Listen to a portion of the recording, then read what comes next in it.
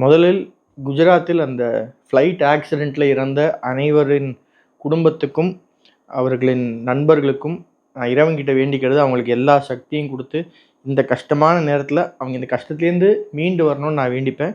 மேலும் இறந்த அனைத்து உயிர்களும் இறைவன் திருவடி போய் சேரும் என்று நம்புகிறேன். அதனால தான் நேற்றுக்கு வீடியோ போடல, எனக்கு போட மனசு வரல. பட் நிறைய பேர் வீடியோ போட்டாங்க. என்னென்னா இந்த ஃப்ளைட் இதனால தான் போச்சு, இதனால தான் விழுந்துச்சு, இதுதான் காரணம், மத்திய அரசு காரணம், மாநில அரசு காரணம், இது வந்து ஃப்ளைட்டு கம்பெனிக்காரன் காரணம், அந்த ஃப்ளைட்டு தயாரிச்சம்பர் அவன் தான் காரணம்னு நிறைய பேர். ஒரு வீடியோ பார்த்தேன், அவங்க வந்து நீங்கள் கொஞ்ச நாள் ஃப்ளைட்லேயே ட்ராவல் பண்ணக்கூடாது, இது வந்து ஒரு சதி. ஒரு விஷயம் நடந்திருக்கு, அது என்ன நடந்துச்சுனே நமக்கு தெரில. உங்களுக்கு இங்கேருந்து தான் இவ்வளோ ஐடியா வருது? டப்புனு வந்து டக்குனு போட்டுருணும். இல்லை நான் அந்த தம்ப்நெயில்லாம் போடல, தம்ப்நெயில் போட்டு அவனுங்களுக்குலாம் பெரிய இதெல்லாம் கொடுக்கக்கூடாது, மதிப்பே கொடுக்கக்கூடாது.